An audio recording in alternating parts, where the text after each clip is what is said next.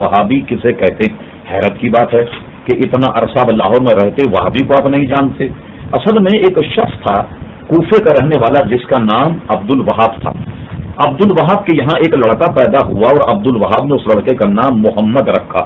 یہی وہ شخص تھا کہ جس نے پڑھنے لکھنے کے بعد میں لوگوں کو گمراہی کی جانب اس نے ترغیب دلائی۔ اگر آپ کو فرصت ملے تو آپ اگر تفصیل کو پڑھیں تو آپ حقیقت تک پہنچ جائیں گے کہ یہ وہابیت نے جنم کیسے لیا۔ مثال کے طور پر آپ جانتے ہیں کہ سلطنت عثمانیہ ایک عظیم الشان سلطنت عثمانیہ تھی۔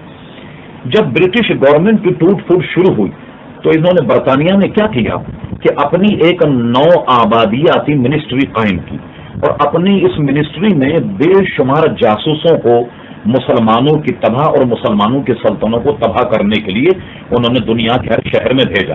اسی طریقے سے ان جاسوسوں میں ایک جاسوس کا نام ہمفرے، آپ کتاب کو ملاحظہ فرمائیے، کئی زبانوں میں چھپ چکی، اگر آپ کہیں تو ہم اس کے اقتباسات آپ کو گویا انٹرنیٹ کے ذریعے سے بھی دے سکتے ہیں۔ ہمفرے نے اپنے اعترافات میں جو اس نے مظالم ڈھائے، مسلمانوں کی کیسے جاسوسی کی، سلطنت اسلامیہ کو کیسے توڑا، کیسے اس نے عربی پڑھی، کیسے اس نے استنبول میں رہ کر ایک شیخ سے ترکی زبان سیکھی، اس کو اگر آپ پڑھیں تو اس نے بڑی تفصیل سے لکھا کہ میں عراق گیا اور عراق میں میری ملاقات محمد بن عبد الوہاب سے ہوئی۔ میں نے محمد بن عبد الوہاب پر یہ گفتگو کی کہ شراب جو ہے وہ حرام نہیں، اور میں نے اس کو قرآن مجید اور حدیث سے یہ ثابت کر دیا کہ شراب حرام نہیں، اور اس کو میں نے شراب پلائی۔ شراب پلانے کے بعد پھر میں نے اس کو ایک نئے جال میں پھانسا اور میں نے اس سے کہا کہ یہ بتاؤ کہ متا جائز ہے یا نہیں۔ محمد بن عبد الوہاب نے کہا کہ متا تو حرام۔ پھر وہ کہتا ہے ہم کرے کہ میں نے متا پر مناظرہ کیا اور مناظرہ کرنے کے بعد محمد بن عبد الوہاب کو متا کرنے پر میں نے آمادہ کیا۔ اور اسی طرح نو آبادیاتی منسٹری میں ایک بہت حسین جمیل ایک عورت تھی جو ہمارے ساتھ جاسوسی کام کرتی تھی، تو میں نے اس سے اس کی شادی بھی کرا دی، تو اس نے گویا متا بھی کروایا۔ اس طریقے سے پھر وہ کہتا ہے کہ میں نے اس کے ذہن میں یہ بات ڈالی کہ تم بہت بڑی اسکالر ہو اور اللہ تبارک و تعالیٰ نے کسی عظیم کام کے لیے تم کو پیدا کیا، اور اس نے کہا میں نے اس کو یہ جھانسا دیا کہ تم ایسے ہو جیسے امیر المومنین حضرت عمر رضی اللہ تعالیٰ عنہ ہیں، اور اس طریقے سے غبارے نے ہوا بھرنے کے بعد انگریزوں نے اس کو نجد کی سرزمین پہ لا کر استعمال کیا۔ اس کی کتاب قدیمی بھی ہمارے پاس موجود ہے اور آج کل جو چھپتی وہ بھی موجود ہے، جس کا نام کتاب التوحید۔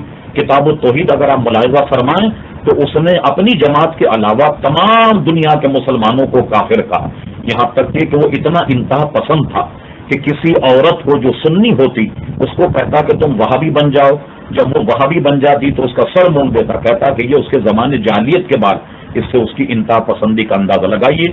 علامہ ابن عابدین ابن شامی جن کی فقہ کی کتاب ابن شامی سے کوئی دارالفتابی مستغنی نہیں ہو سکتا، علامہ شامی نے اپنے مقدمے میں بھی اس کا ذکر فرمایا۔